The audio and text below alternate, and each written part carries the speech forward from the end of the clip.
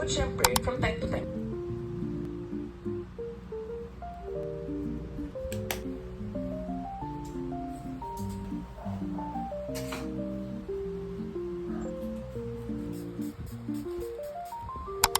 sobrang tagal ng booking. Halos 8:30 na, 30 minutes na ako nagbubook. Wala pa rin talaga. Buti na lang meron na ngayon, 8:20 AM. Then habang naghihintay ako, inaayos ko yung ipapalaundry ko mamaya. Kainin. Dito na yung rider. Okay, papasok na sa wakas. Actually, 10 AM pa yung schedule ko. Kaya lang maaga ako napasok kasi para di malate. Tapos, makapag-edit pa ako habang naghihintay ng duty ko. Di nagsasalamin ako. Kasi sobrang dry ng mata ko kapag nasisikatan ng araw. Ha? Basta pag ng araw, iiyak ako. Kaya need ko ito mamaya lalagay ko ipapalong. Ang kalat siya. Bakit? Lakto na siya.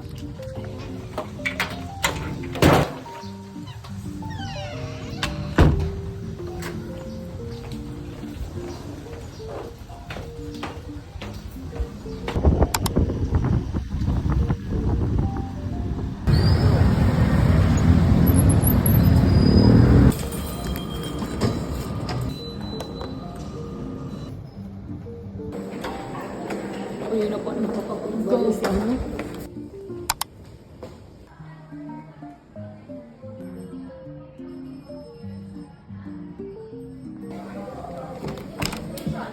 Hindi dinipid. Okay? Ayan, Ito yung guys. pinaka-discounted price. Pero right now, guys, may libre ka ng retinol. Naka 44% off pa.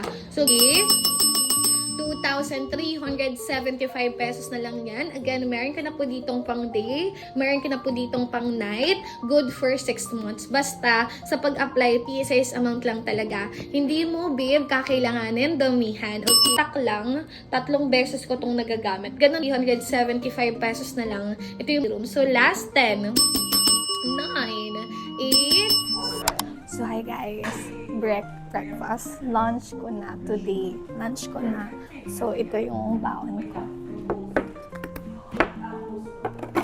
Ito yung ginawa ko kagabi. Salad. Salad man tawag dito. Ayan, ito yung ulam ko. Meron siyang chicken.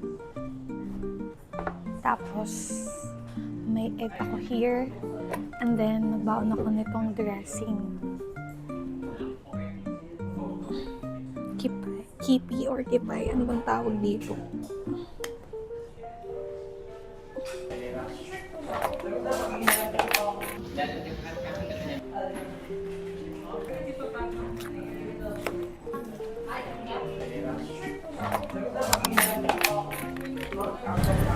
So, ayan guys, naglalakad na ako papuntang market kasi pauwi na ako.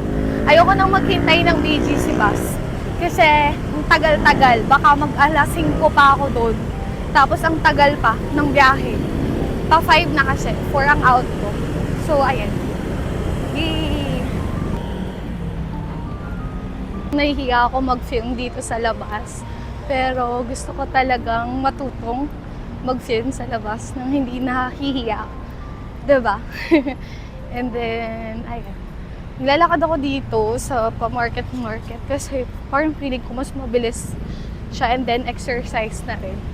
Lalo na may PCOS ako, so kailangan kong mag-exercise. Hingal na agad ako.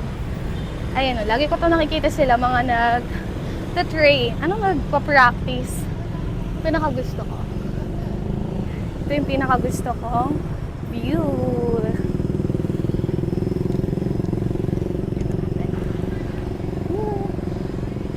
Ang ganda dito sa BGC pero pang mayaman lang talaga siya. Naglalakad ako pa uwi kasi ang mahal na kapag pa uwi. Nagiging 90 yung pamasahe ko. Then sa umaga, 80. So parang mapapagastos ka ng 200. So sayang, 'di ba?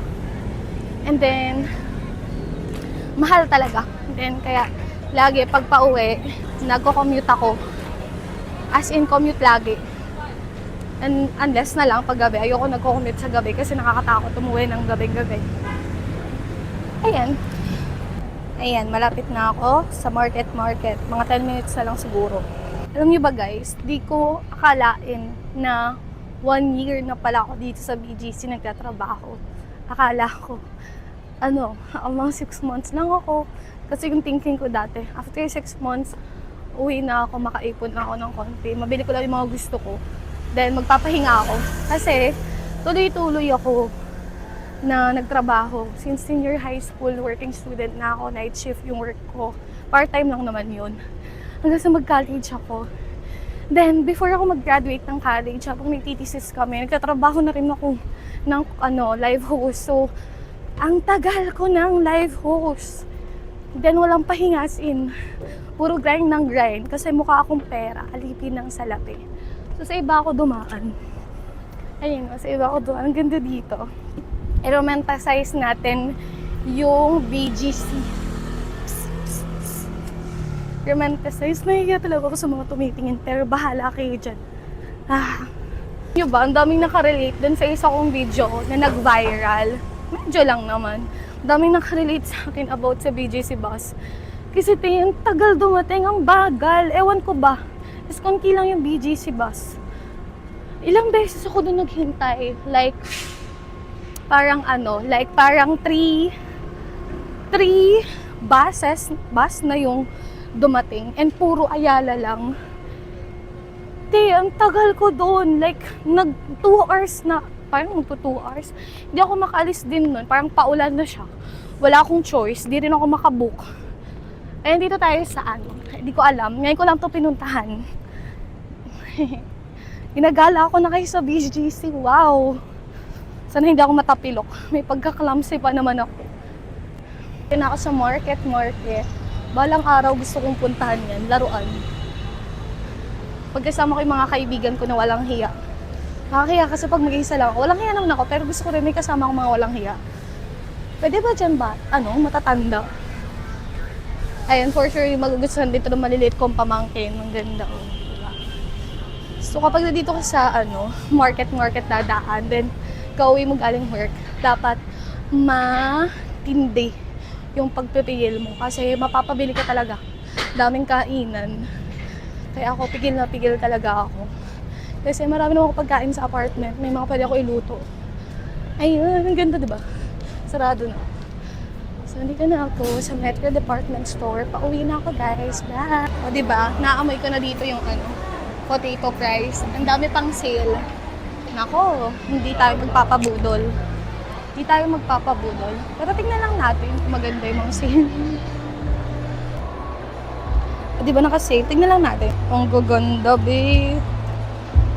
$199. Hindi tayo pwedeng bumili. Gaganda ba bumili, diba? Good girl ako. Dito na ako sa labasan.